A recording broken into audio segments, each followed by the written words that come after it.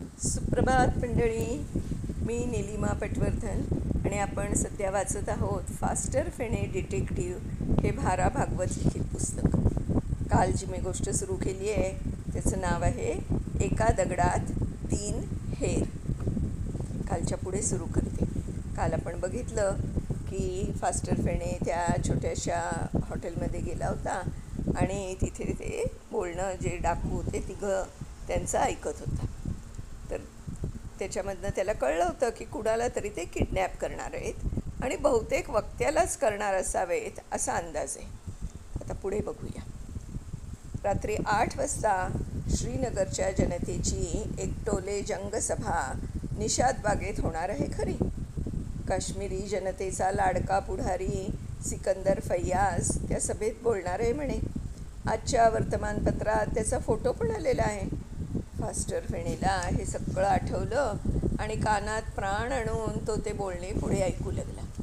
आणि त्याला जी माहिती मिळाली ती अशी: निषाद बागेतली सभा आटोपल्यावर पुढारी काही वेळ एकत्र असतील हे खरं, पण मग सिकंदर फैयाज हा आपल्या सायकलीवर स्वार होऊन एकटाच 1.5 मैलावरच्या पुलापाशी मकानाकडे जाणार होता. वाटेत कालव्यावर पुलापाशी एक चांगली आडोशाची जागा होती. तिथे हे तिघे घोडेस्वार त्याला एकटा गाठून त्याची चांदी उडवणार होते. नव्हे, त्याची गठडी वळवून पाकिस्तानात किंवा कुठेतरी नेण्याचा त्यांचा विचार होता. गठडी नेण्यासाठी पुलावर घोडागाडी तयार राहणार होती. हा बेत ठीक जमला नाही तर वाटेतच कुठेतरी ते त्याचा निकाल लावणार होते. लेकिन वडीलधारा पुन्हा हिंदुस्तानीत उतरला. बोतल नीचे रख, बहुत पी ली है तूने. अगर यह बड़ा काम करना है तो दिमाग सीधा रखना चाहिए, टेढ़ा नहीं. खुर्चीवाल्या तरुणाने ग्लास मेजावर आपटला. तो जागेवरून उठला आणि ओसरीत आला. बन्याची गलोल तेवढ्यात दुरुस्त झाली होती. त्यानं कांबळी सावरीत हर्षभराने उडी मारली आणि गलोल उंच धरून रोखून गर्जना केली. हो गया. क्या हो गया? कट्टूलालने निर्विकार मुद्रेने त्याच्याकडे रोखून पाहत विचारलं. मेरा बेच का माने गलोल. What I mean is English. कट्टूलालचे डोळे अकस्मात तांबारले. You know English, you damn bloody. बन्याच्या अंगावरची घोंगडी धरून त्यानं खेचली तेव्हा ती घोंगडीच त्याच्या हातात आली आणि बन्याचे सुशिक्षित रूप उघडे पडले. गट्टूलालने या परिस्थितीचा ताबडतोब फायदा घेतला. तो हॉटेलवाल्याला उद्देशून ओरडला, पकडो इस हरामखोर बच्चे को, पाकिस्तान का छुपा हेर. बन्यानं डोळे वटारून त्याच्याकडे पाहिलं.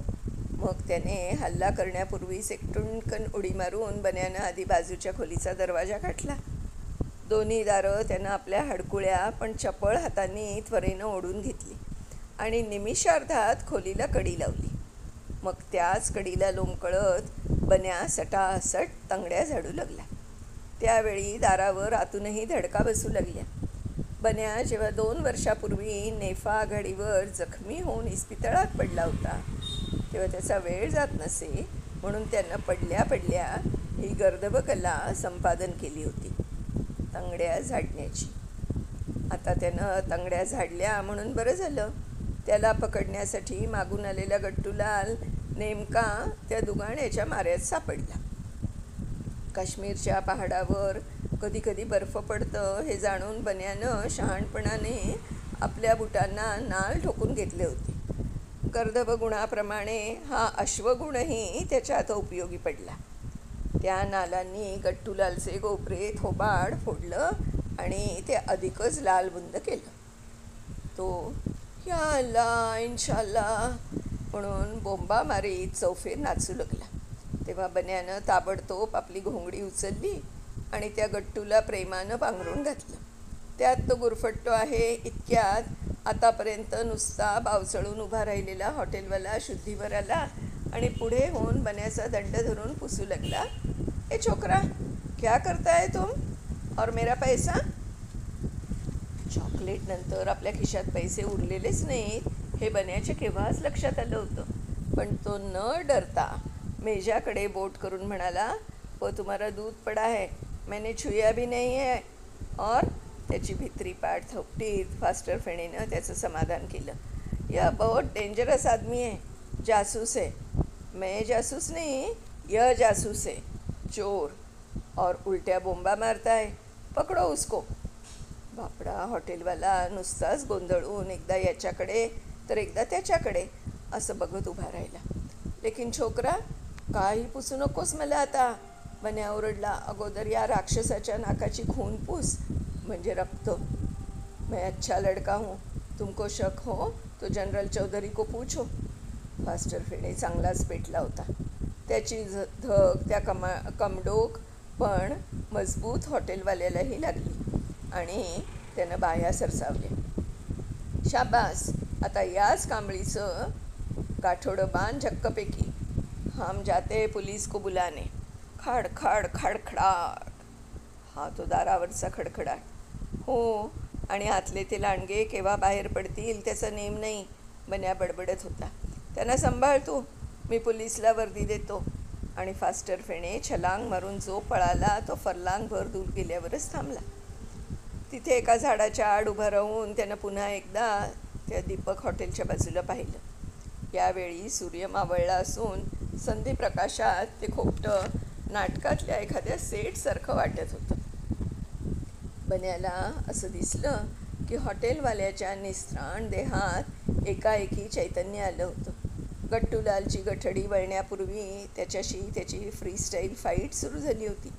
दरम्यान बाजूच्या खोलीचे फारसे भक्कम नसलेले दार मोडून आतली दुष्ट दुक्कल बाहेर पडली होती. त्यापैकी पोरगेला तरुण नुसताच इकडे तिकडे धावत होता, पण चष्मेवाल्या वडीलधाऱ्याच्या हातात पिस्तूल असून बन्या जिकडं पळाला त्याच दिशेला तो ते फिरकावीत होता. बन्यानं पाहिलं, पिस्तूल आपल्याला हुडकताय, पण अजून त्याला आपण सापडलेलो नाही. ठीक.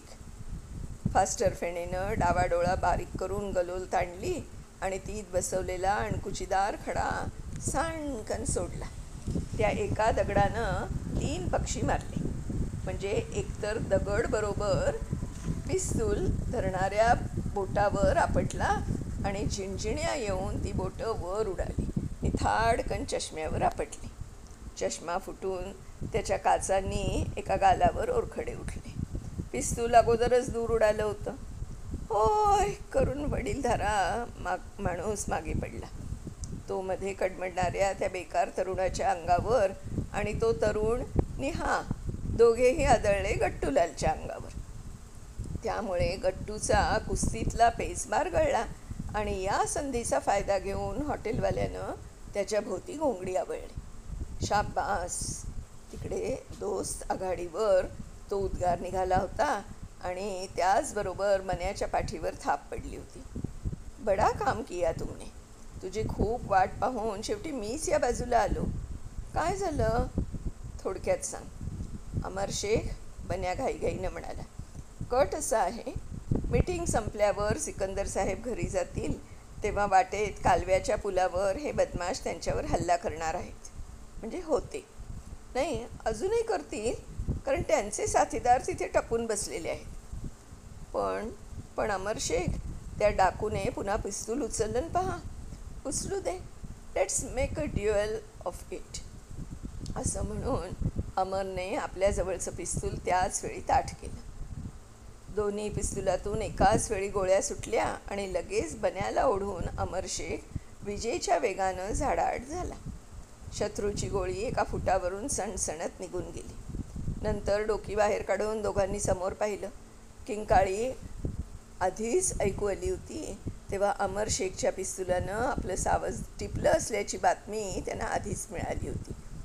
वडीलधारा घायाळ होऊन तडफडत पडला होता आणि तिकडे गट्टूलालची खरोखरच गठडी वळून हॉटेलवाला आता त्या फाटक्या तरुणाकडे वळला होता. त्याचा समाचार घ्यायला 2 गुद्दे बस होते. टॉक. तिकडे बन्याची जीभ टाळ्याला चिकटली आणि मग एकाएकी त्याला गळून गेल्यासारखं झालं. अमर शेख त्याचा हातात धरून म्हणाला, तुला घोड्यावर बसता येतं का? बन्या सावरला. त्या प्रश्नानं त्याच्या जुन्या आठवणी जागृत झाल्या होत्या. तो हसून म्हणाला, मी गाढवावर सुद्धा बसू शकतो. क्यों? व देख, दीपक हॉटेलकडे घोड्यांची रीघ लागलेली दिसली. बन्यानं पाहिलं. 3 ठेंगण्या पण सुंदर घोड्यांचे लगाम हाती धरून तिघे गडी दीपक हॉटेलकडे चालले होते. पण मध्येच झालेल्या या गोळीबारामुळे दचकून त्यांनी आपली जनावरं उभी केली होती आणि भयचकित मुद्रेने ते झाडीच्या दिशेने पाहत होते. आता हे घोडे कामाला येतील, अमर शेख म्हणाला. लेकिन मैं तेरे साथ नहीं आऊँगा. मुझे सिकंदर साहब से तुरंत मिलना है. झेलमच्या तीरावर आपल्या हाऊसबोटीपाशी येताच फास्टर फेणेनं लगाम खेचला. त्यावेळी सर्व मंडळी त्याची वाटच पाहत होती. बन्याचं ते ऐटबाज पुनरागमन पाहून मालीच्या कंठातून आश्चर्योद्गार निघाला. बन्या, आज काय करून आलास बाबा? किणी काकांनी विचारलं. आणि बन्यानं घोड्याची आयाळ थोपटली. त्या मुक्या जनावरानं मागे वळून फुर्र केलं. फास्टर फेणेशी त्याचीही अल्पावधीत गट्टी जमली होती. त्याच्या दणकट पाठीवरून आपली उजवी तंगडी काढून मग बन्याने जमिनीवर उडी टाकली आणि म्हटलं, ते सगळं मग सांगेन. आधी सांगा, आपलं उद्याचं प्लेन बुक झालं आहे ना? बन्या उर्फ फास्टर फेणे आता इसेसीत असला तरी त्याच्या शब्दसंपत्तीलाही मर्यादा होत्या. नाहीतर बुकऐवजी त्यानं कदाचित चार्टर शब्द वापरला असता. तर मंडळी, असं हे त्यांनी एका दगडात पकडलेले 3 हेर. कशी वाटली गोष्ट? छान आहे की नाही? तर असा हा बन्या उर्फ फास्टर फेणे. जिथे जातो तिथे काहीतरी गडबड तर करतोस, पण आपला पराक्रम पण गाजवून येतो. खरं आहे ना? पुन्हा भेटूया लवकरच. तोपर्यंत बाय बाय.